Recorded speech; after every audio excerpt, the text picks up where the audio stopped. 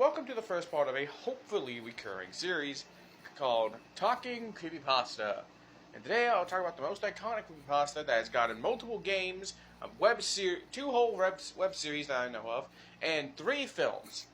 That's right, we're talking about Slender Man. Slender Man was originally made on the Something Awful forums in the late 2000s to early 2010s. In the early 2010s is when creepypasta started getting bigger. Now, most people won't really classify Slender Man as a creepypasta. Mostly, I kind of originally classify him as a ARG almost. Though it was originally just a Photoshop contest, it over time grew a story. But thanks to the web series Marble Hornets, we have the Slender Man we know now. A tall, lanky figure who has two proxies that help him hunt down his victims. Though Slender Man originally didn't have that, and over time he did. It gained that.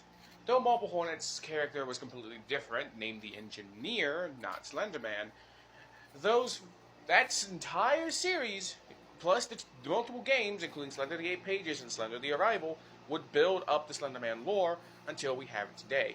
And yes, unfortunately, there is a pariah around the character due to the Slender Man stabbing. We are lucky that young lady still survives today. But Slender Man has gotten 3 films, and only 2 of them technically released theatrically. The first movie was called Slender. Released in 2016, it was the first ever attempt to bring Slender Man into a feature-length format. It's not great, and you will see a pattern. The next was Always Watching, a Marble Hornets story. Warner Brothers would buy the film rights to Marble Hornets and attempt to make their own film adaptation. Unfortunately, just like Slender, this is not great, and now you're seeing a pattern. And finally, we get to Sony's Slender Man 2018.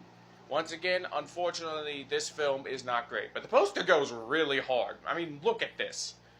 You look at this movie and you think it's going to be better than it actually is.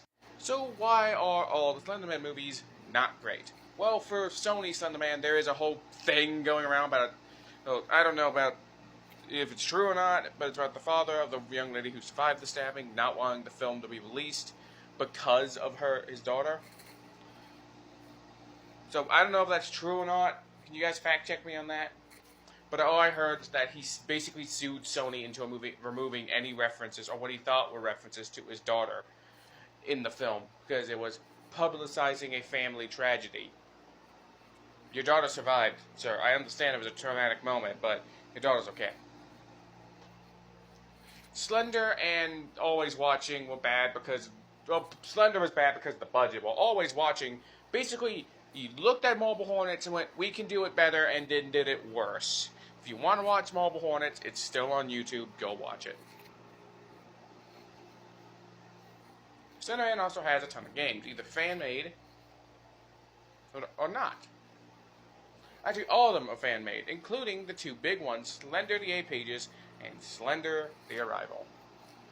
Both of these games would help build up the lore of Slender Man, and the second game, the Slender the Arrival, would actually have the Marble Hornets team help out make it, because the first game referenced the Marble Hornets so much. But yeah, I grew up with creepypasta in the early 2010s, and I'm not really in the fandom anymore, but I will discuss more iconic creepypastas the next coming days. Tell me who you want to see next. You want to see Jeff the Killer? You want to see The Rake? You want to see Jane the Killer? Or do you want to see Tiki Toby, Clockwork, or any of the other ones next? Tell me.